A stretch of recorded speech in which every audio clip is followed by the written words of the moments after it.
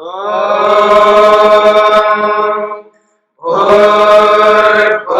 स्वः तत्सवितुर्वरेण्यं भर्गो देवस्य धीमहि धियो यो नः प्रचोदयात्।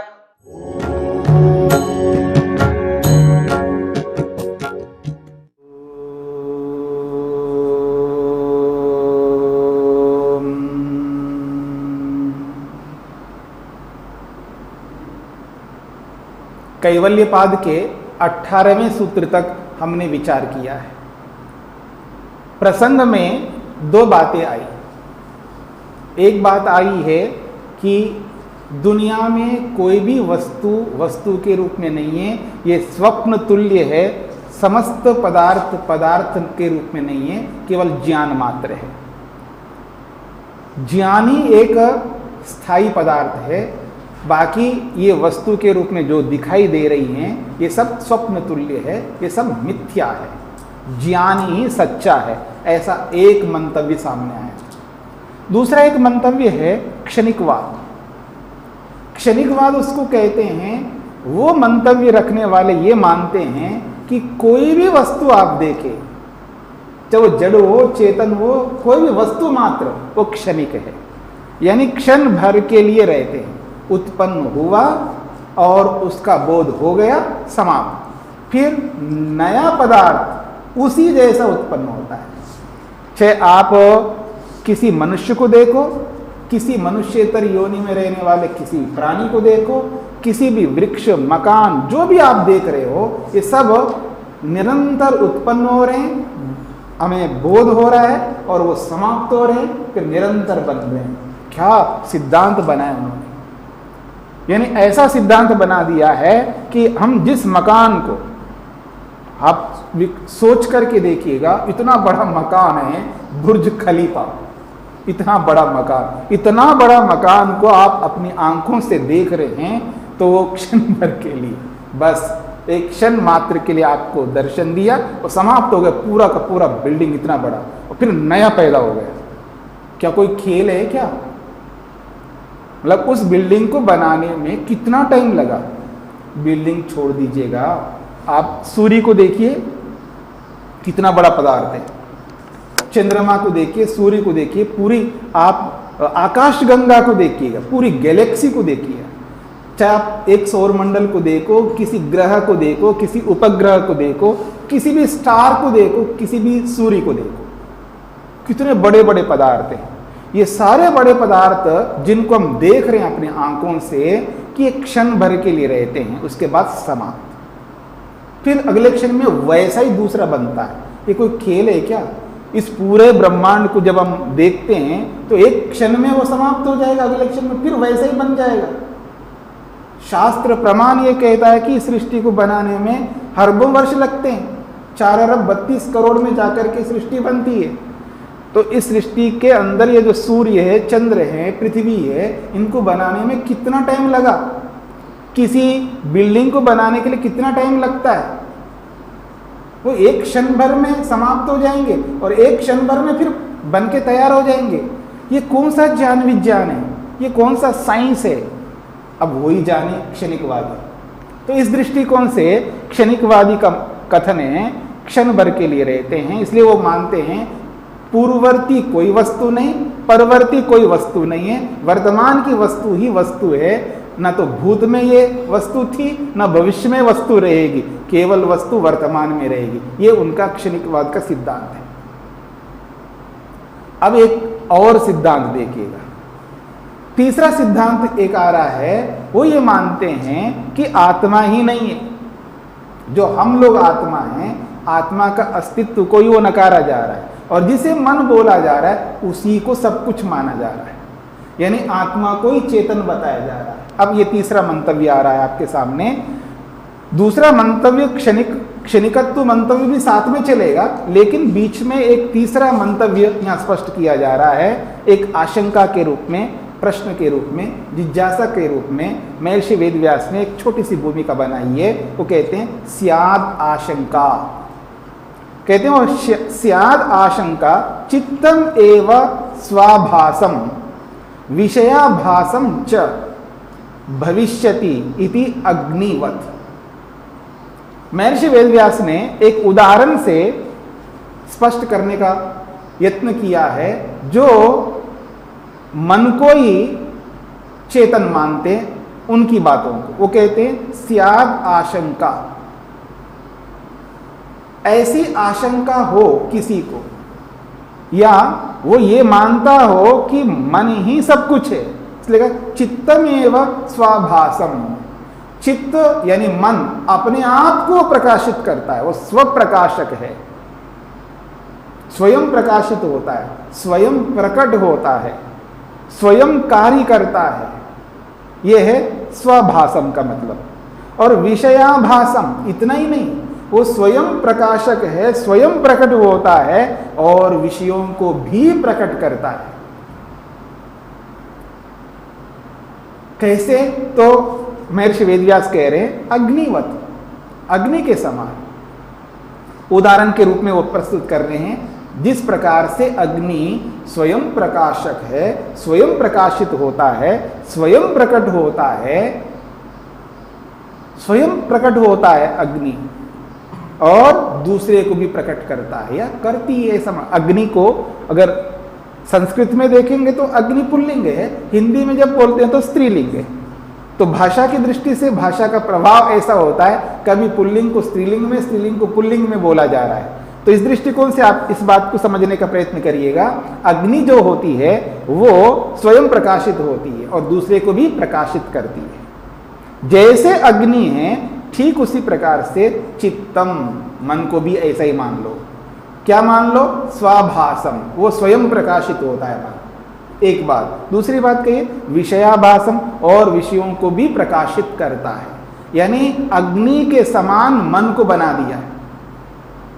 वो इसलिए बनाया जा रहा है क्योंकि उनका मंतव्य है आत्मा अलग से मानने की। आत्मा की क्या आवश्यकता है? मन ही आत्मा है, मन ही चेतन है, वो स्वयं प्रकट होता है और स्वयं दूसरों को प्रकाश करता है। ऐसा उस मंतव्य को समझने वाले मानते हैं, उनकी ऐसी मान्यता है। तो उनकी मान्यता को हमारे समक्ष महर्षि वेदव्यास स्पष्ट कर रहे हैं। स्याद आशंका, ऐसी कोई आशंका हो किसी के मन में कि या कोई सोचे कि ये आत्मा को अलग से मानने की क्या जरूरत है, आत्मा को बीच में क्यों ला रहे? अथवा यूं कहिएगा कि ये आत्मा को बीच में क्यों लाया? मन ही तो है, जब मन करता है, मन करता है, मन ही सब कुछ कर रहा है, मन ही को मान लो ना। फिर ऊपर से बिना मतलब आत्मा को साथ में ला रहे हो। आत्मा को साथ में लाने की जरूरत नहीं है, आत्मा को मत जोड़ने की जरूरत नहीं है। बीच में आत्मा को मत लाओ, इसको हटा दो, आत्मा ही नहीं, मन ही सब कुछ है। ऐसी आशंका को लेकर के कोई सोचेगा नहीं, ऐसी मान्यता को लेकर के कोई बोले तो ऐसी मान्यता वाले का यहां पर खंडन किया जाएगा। तो कहा जा रहा है ना, महर्षि पतंजलि कहना चाहते हैं कि ना, ऐसा नहीं हो सकता है। क्या है? तत्स्वाभासम, ना तत्स्वाभासम दृश्यत्वात्। बहुत उत्तम हेतु दिया है। कहा जा रहा न तत्स्वाभासम, तत् वो जो मन जो है, तत्का अर्थ है पर मन, वो जो मन है स्वाभासम ना, वो अपने आप प्रकट नहीं हो सकता। उसके अंदर इतना सामर्थ्य हो वो अपने आप प्रकट हो जाए, ऐसा कभी संभव नहीं है। इसलिए कहा न तत्स्वाभासम तत् मनः, ये जो मन है स्वाभासम ना, वो स्वयं प्रकट होने वाला नहीं है। हेतु क्या दिया है? दृश्यत्वात्, दृश्य होने से। दृश्य उसको कहते हैं जो परिणामी होता है, दृश्य उसको कहते हैं जो संघात होता है, दृश्य उसको कहते हैं अनेक अवयवों को मिला करके कोई बनाता है। अपने आप भी नहीं बनती है कोई वस्तु, याद रखना। कोई भी जड़ पदार्थ, कोई भी नॉन लिविंग थिंग अपने आप नहीं बन सकता, उसके अंदर सामर्थ्य नहीं है, क्योंकि वो नॉन लिविंग थिंग है, उसका स्वभाव ही ये बताया गया है। इसलिए वो दृश्य होने से, परिणामी होने से, संघात होने से वो अपने आप को प्रकाशित नहीं कर सकता। कौन? मन। इसलिए कहा महर्षि पतंजलि ने ना, मन स्वयं प्रकाशक नहीं है, स्वयं प्रकाशित नहीं हो सकता। अब इसी सूत्र को लेकर के महर्षि वेदव्यास और विस्तार से इन्हीं बातों को समझाने का प्रयत्न करते हैं। यथा, मन को समझाने के लिए पहले महर्षि वेदव्यास ने और उदाहरण दिए। यथा इतराणि इंद्रियाणि, जैसे दूसरी इंद्रियां जो है हमारे शरीर के अंदर, क्योंकि मन को भी एक इंद्रिय माना है, मन को भी एक इंद्रिय माना है, क्योंकि साधन होने से उसको इंद्रिय कहा जाता है। इसलिए जब इंद्रियों की गणना होती है तो मन को भी इंद्रियों में लिया जाता है, इसलिए 11 इंद्रियां बोला जाता है। जब 11 संख्या के रूप में इंद्रियों को बोलेंगे तो वहां 5 ज्ञानेंद्रियां, 5 कर्मेंद्रियां और 1 मन होता है। फिर उसको कहा उभयात्मकम, वो दोनों से जुड़ता है मन, यानी कर्मेंद्रियों से भी जुड़ता है और ज्ञानेंद्रियों से भी जुड़ता है, और बाहर भी जुड़ता है और अंदर भी जुड़ता है। तो इन दोनों दृष्टियों से उसको उभयात्मकम कहा है, तो उसको भी इंद्रिय का। इसलिए यथा इतराणि इंद्रियां, जैसी दूसरी इंद्रियां हैं, शब्दादय, वो शब्द आदि को ग्रहण करने वाली इंद्रियां हैं। कोई इंद्रिय शब्द को ग्रहण करती है, कोई इंद्रिय रूप को, कोई इंद्रिय, पांचों इंद्रियां जो है किसी ना किसी विषय को ग्रहण करती है। तो जैसे जैसे इंद्रियां शब्दादयश्च, शब्द आदि गुणों को ग्रहण करती हैं, और जो शब्दादि विषय है ये भी इंद्रियां भी है, और शब्दादयश्च, फिर शब्दादि यानी रूप, रस, गंध, स्पर्श, शब्द, ये विषय भी, ये दोनों को ले लिया यहां पर। तो इंद्रियां और शब्दादि विषय, अथवा इंद्रियां, वो इंद्रियां जिन शब्दादि विषयों को ग्रहण करती हैं, वो भी दृश्यत्वा, दृश्य होने से, यानी निर्मित होने से, संघात होने से, न स्वाभासानी, वो स्वयं कभी प्रकाशित नहीं होते। तथा मनो अपि प्रत्येतव्यम, जैसे इंद्रियां और विषय स्वयं प्रकाशित नहीं होते हैं, तथा उसी प्रकार से मनः अपि, मन भी, प्रत्येतव्यम, मन को भी ऐसा ही जानना चाहिए। वाक्यावली जो है वो वाच्य के ऊपर निर्भर है, क्योंकि यहां पर मनः अपि प्रत्येतव्यम जो है, अस्माभिः मनः अपि प्रत्येतव्यम, हम सबको मन के विषय में ऐसा ही समझना चाहिए। ये कर्मवाच्य, कर्तृवाच्य, तो शब्दावली जो है वो अलग प्रकार से, यहाँ वाच्य को ध्यान में रख करके बोला जा रहा है। तो कहा है मन भी ऐसा ही होता है। तो आइए अब देखिए जो कहना चाहते हैं।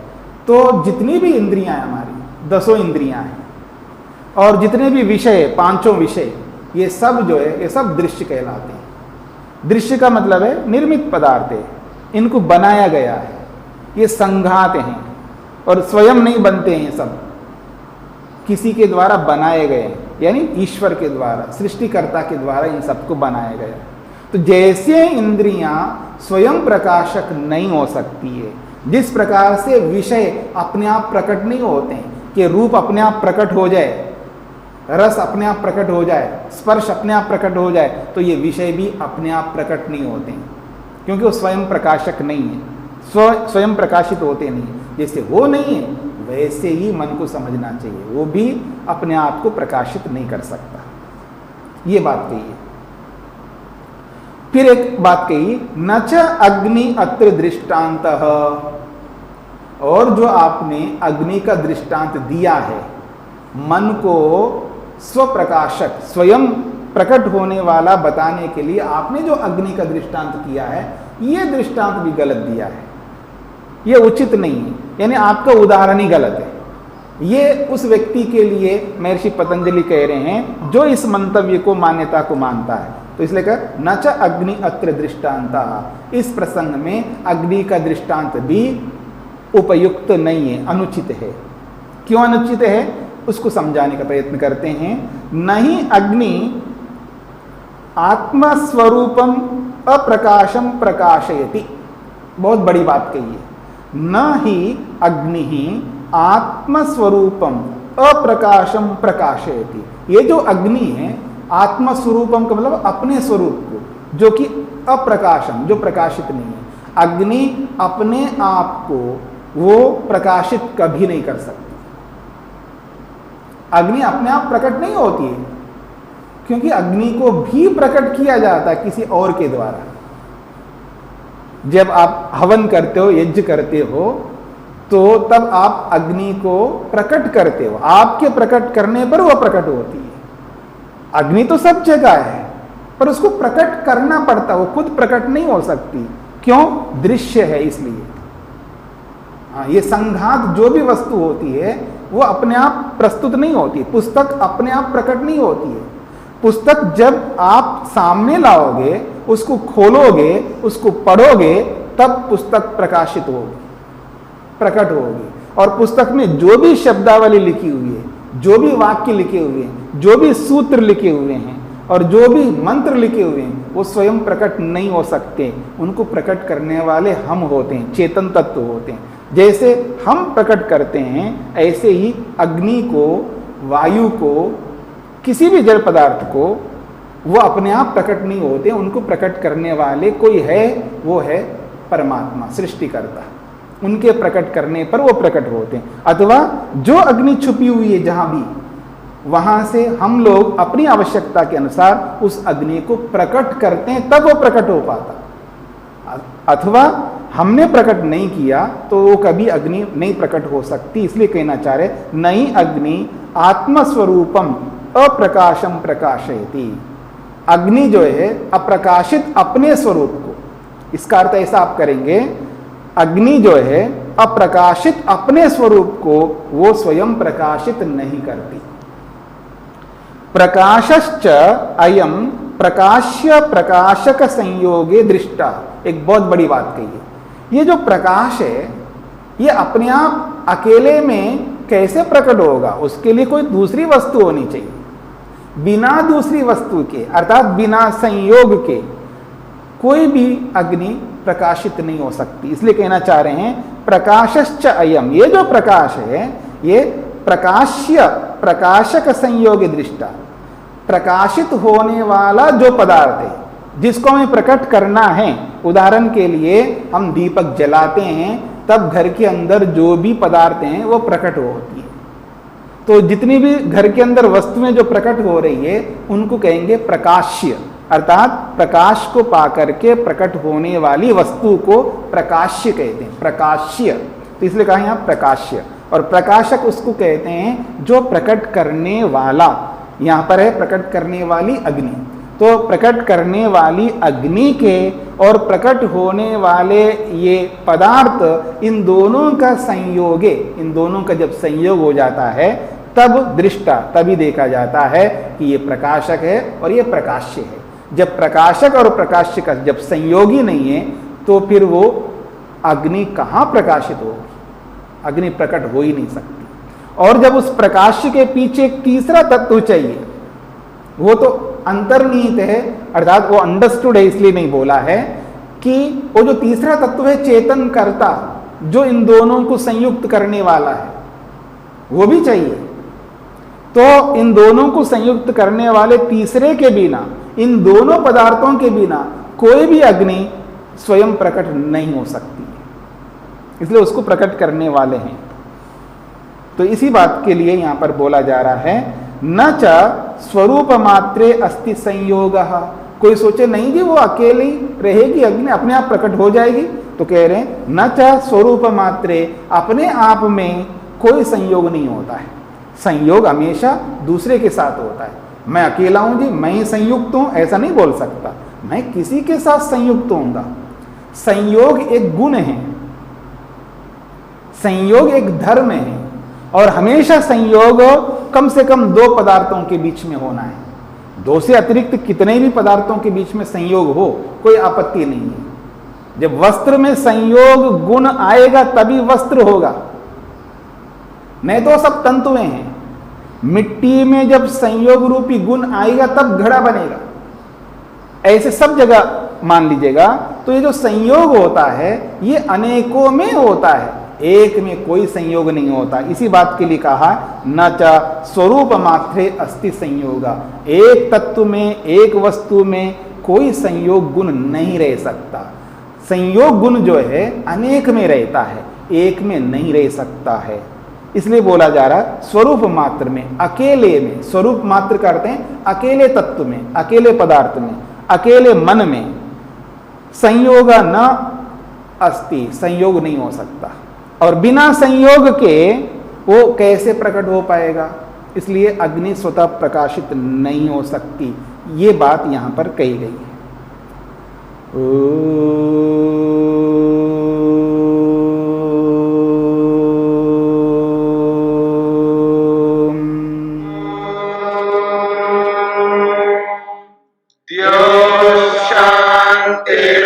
शांतिरंतरिक्षं शांति पृथिवी शांतिरापः शांतिरोषधयः शांतिः वनस्पतयः शांतिर्विश्वे देवाः शांतिर्ब्रह्म शांति सर्वं शांति शांतिरेव शांति क्षमा शांतिरेधि। ओम शांति शांति शांति।